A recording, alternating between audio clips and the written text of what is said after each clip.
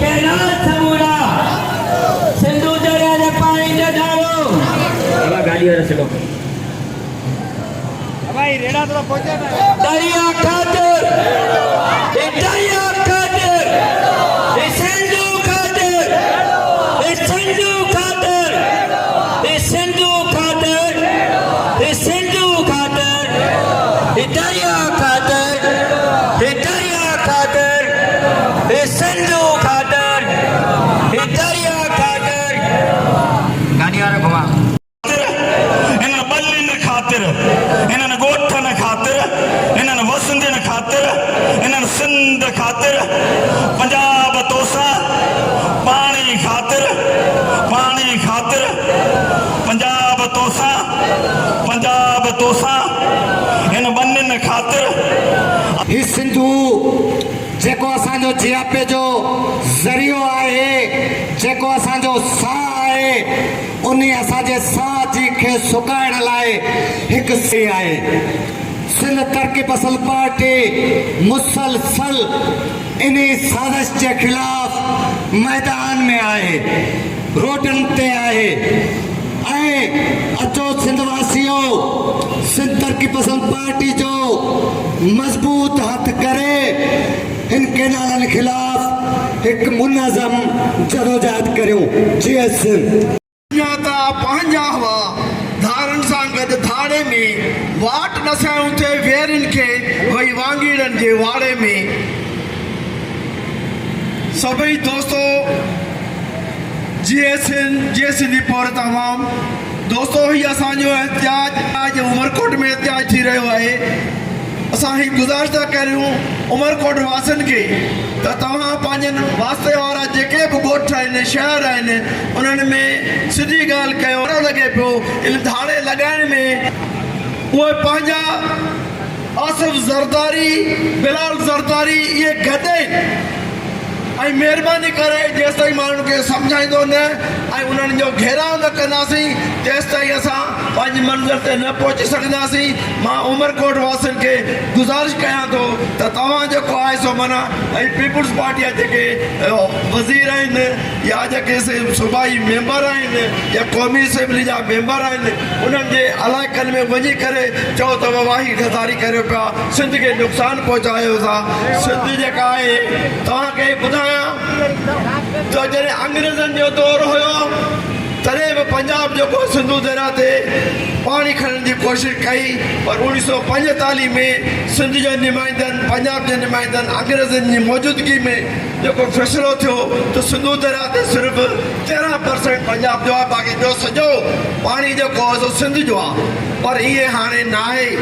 असां सां वॾा धोखा थिया आहिनि ऐं उन्हनि जेको धोखनि में असांजा पंहिंजा माण्हू मुलवस रहिया आहिनि इहे चश्मा लिंक कैनाल इहे चश्मा झेलम लिंक कैनाल चयूं ईअं पिए त जॾहिं बौध ईंदी बरसातूं पवंदियूं जॾहिं पाणी वाधू हूंदी तॾहिं ई कंदा पर साईं मुंहिंजा हींअर हर साल पूरो साल उहो वहनि पिया ऐं असां सिंध जो पाणी चोराइनि पिया हाणे 91 में जेको माइदो थियो उनखे पुठी ॾींदे हाणे जेको आहे सो 6 कैनाल सिंधु दरिया ते 6 कैनाल ठाहिनि चाहिनि था ऐं उहो कंहिंजी सदारत में फ़ैसिलो थियो आहे आसिफ ज़रदारी जी सदारत में 8 जुलाई 1924 ते सदारती महल में इहो फ़ैसिलो थियो आहे साईं मुंहिंजा आसिफ ज़रदारी तव्हां पाण सम्झो था त उहो लीडर छा आहे समाज लाइ केतिरो बहितरु आहे सिंध जे लाइ केतिरो बहितरु आहे पर असां ई चऊं था त हीउ सिर्फ़ु दुश्मन माण्हू आहे ख़ुदारा हिननि खां किनारा कशि थियो हिननि जो घेरा कयो ऐं डॉक्टर कादर मसी जो साथ ॾियो ॿी हिकिड़ी गुज़ारिश मां हीअ सिर्फ़ु करणु चाहियां थो उमरकोट वासियुनि खे त 8 नवंबर ते कराची में फुआरा चौक सदायती सबका बखन पासे का जय ते ज़ात जी जमशनाए जा मूसा हले सा जा जी मिठो न करे उमरकोट वासियों सिंध तरक़ी पसंद पार्टी जा गैरतमंद बाकिरदार दलेर दोस्तों जी सिंधी पोजा तमाम दोस्तों पाण सभिनी खे ख़बर आहे त सिंधु दरिया ते पंजाब साम्राज्य ऐं गद्दार क़िस्म जा माण्हू जेके सिंध मां आहिनि उन्हनि सभिनी इहो फ़ैसिलो कयो आहे त सिंधु दरिया मां 6 कैनाल कढिबा ऐं सिंध खे हिकिड़े कब्रिस्तान में तब्दील कबो। पर उन्हनि खे यादि रखणु घुरिजे त सवें आया सिंध ते नवां नादर शाह त उन्हनि नादर शाहनि जो हिन सिंध जे माण्हुनि छा असर कयो, अरबुननि जो छा असर कयो, अरबनि जो छा असर कयो। या पाकिस्तान ठहण खां पोइ हिते जेके बि आमिर आया जिन कालाबाद डैम ठाहिण ऐं सिंध सुकाइण जूं ॻाल्हियूं कयूं उन्हनि खे हितां कीअं भॼणो पियो, कीअं पोइ हिते हटणो पियो त ही सिंध जो शऊर, ही सिंध जा माण्हू, ही सिंध जी गैरत तव्हां त छा पर तव्हांजे आकाउनि खे बि सिंध सुकाइण न ॾिनी त तव्हां केरु थींदा आहियो जो हिन सिंध खे सुकायो। असां सम्झूं था त कल्ह जॾहिं इंटीग्रेटेड थल कैनाल एक्शन कमेटी हुई त ही पीपल्स पार्टी वारा बि गॾु हुआ, हिन साॻी चौक ते पाण जलसो कयो होसीं। हुननि उबा पाड़ींदड़ तकरीरूं कयूं पे ऐं नारा हया पे ऐं पंहिंजे पाण खे सिंध दोस्त पे साबित कयूं। पर अॼु उन्हनि त उहो परदो मुनाफ़िकी वारो परदो हटी चुको आहे ऐं हू गद्दार बणिजी सिंध दुश्मन जेके मंसूबा आहिनि उन्हनि खे पाए तकमील ते पहुचाइण जे लाइ पंहिंजूं कोशिशूं करे रहिया आहिनि। असां चिता था ॾियूं पीपल्स पार्टी खे ऐं नवाज़ शरीफ़ तुंहिंजे भाउ जेको हिन वक़्तु वज़ीर आज़म आहे उन शहबाज़ शरीफ़ खे ऐं उनजी टीम खे जेकॾहिं तव्हां सियासी माण्हू आहियो त तव्हां क़ौमुनि जी असांखे पंजाब जा ग़ुलाम न आहियूं। असां बराबरी जे बुनियाद ते हिन मुल्क में शामिल थियासीं ऐं उन ई ॻाल्हियुनि ते असां हिन मुल्क में रहंदासीं। जेकॾहिं तव्हां सिंध खे हिन मुल्क जो हिसो था सम्झो त तव्हांखे सिंधूअ ते ही जेके कैनाल या जेके सिंध दुश्मन मंसूबा आहिनि उन्हनि तां हथु खणणु पवंदो या त पोइ तव्हां कैनाल ठाहिजो। तव्हांखे कैनाल खपनि ऐं पाकिस्तान नथो खपे, जेकॾहिं सिंध नथी खपे त पोइ उहा ॻाल्हि कयो। तो सिंध तरक़ी पसंद पार्टी जो लीडर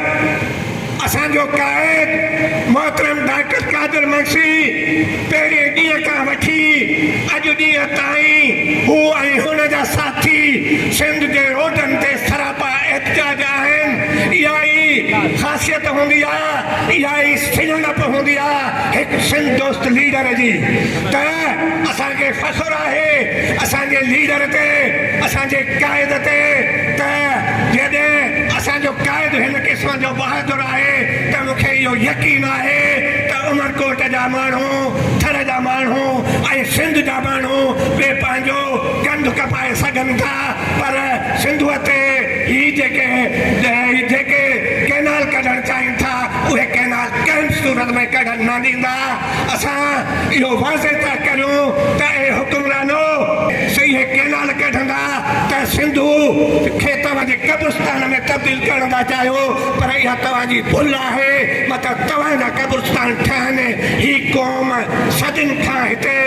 क़ाइम ऐं दाइम आहे, विढ़ंदी आहे त क़यामत विढ़ंदी तव्हांजी नस्लनि सां विढ़ंदी, तव्हांजे हिननि बंदूक बरदारनि सां बि विढ़ंदी ऐं हर महाज़ ते तव्हांजो मुक़ाबिलो कंदी। इहा तव्हां पंहिंजे दिमाग़ मां इहा ॻाल्हि कढी छॾियो त ही सिंधी माण्हू झुकी वेंदा, विकामी वेंदा। असां कंहिं इनकम सपोर्ट जे पैसनि ते या कंहिं नंढनि वॾनि लालचुनि ते विकामण वारा न आहियूं। असां हिते बि तव्हांजे वॾनि जो, आकाउनि जो, गद्दारनि जो, मकारनि जो हर दौर में मुक़ाबिलो कयो आहे ऐं हाणे बि मुक़ाबिलो कंदासीं। जी सिंध।